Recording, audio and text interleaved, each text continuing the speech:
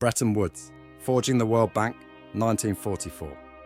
The Mount Washington Hotel, Bretton Woods, New Hampshire, July 1st, 1944.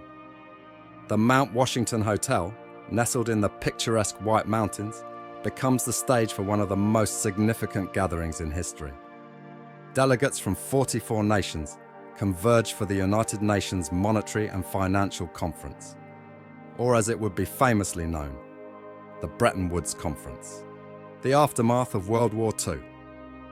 The Second World War had ravaged nations, leaving economies in ruins.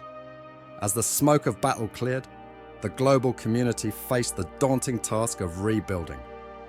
Delegates arrived at Bretton Woods with a shared sense of urgency and purpose. The gold standard dilemma. The conference room buzzes with animated discussions among delegates.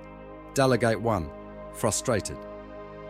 The gold standard is antiquated and impractical in this post-war landscape. We need a new economic system that can foster growth and stability.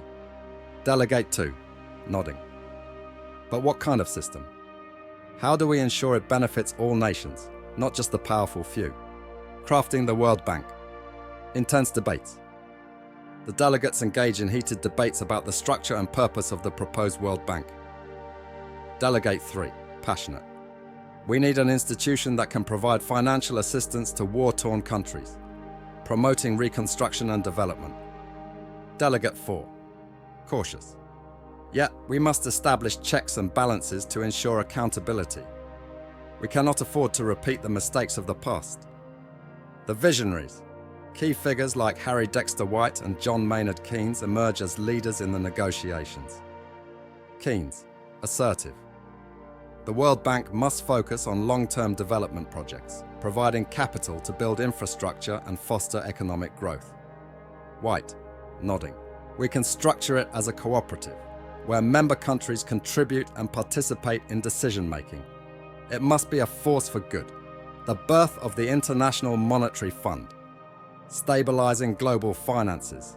The discussion shifts to the need for an organization to oversee the stability of exchange rates and international monetary cooperation. Delegate 5, insistent. We can't afford another economic catastrophe.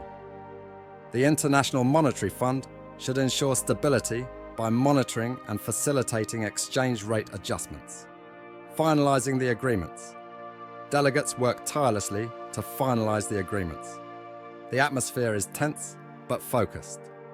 After weeks of negotiations, the Bretton Woods Agreement is signed on July 22, 1944. The World Bank and the International Monetary Fund are born, with a shared commitment to shaping a new era of global cooperation. Delegates celebrate. The delegates, tired but triumphant, exchange congratulations and celebrate the historic achievement. The creation of the World Bank marked a turning point in global economic history. It aimed to foster international cooperation, promote development, and prevent economic crises. As delegates left Bretton Woods, they carried with them the hope that this new international financial system would contribute to a more stable and prosperous world. The Mount Washington Hotel, 1944. The camera pans out as the sun sets over the mountains, symbolizing the close of the conference and the beginning of a new chapter in global economics. Fade out as the delegates disperse, leaving Bretton Woods with a vision for a better future. The echoes of their discussions and decisions will resonate for decades to come.